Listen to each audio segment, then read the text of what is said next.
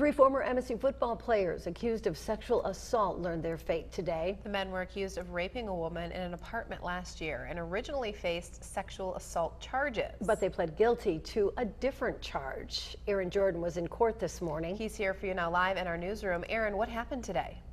Well, Lauren and Sherry, the 3 former football players all pleaded guilty to seducing an unmarried woman back in April.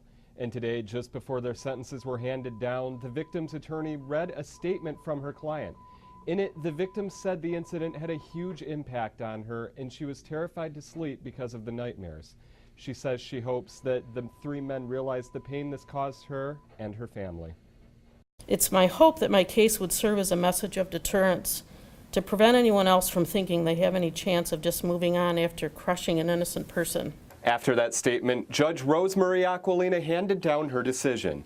Josh King, Donnie Corley Jr., and Demetric Vance will each serve 36 months probation, undergo sex offender treatment, and perform 100 hours of community service.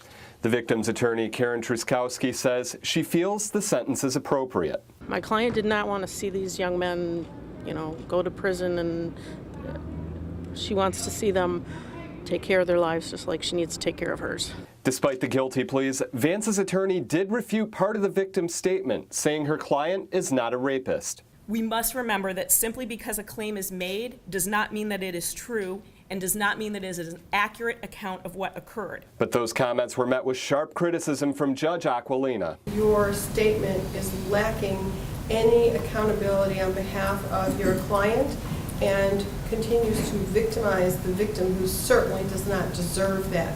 And it is disturbing to me. I don't know that these young men at this point have absorbed what's really happened.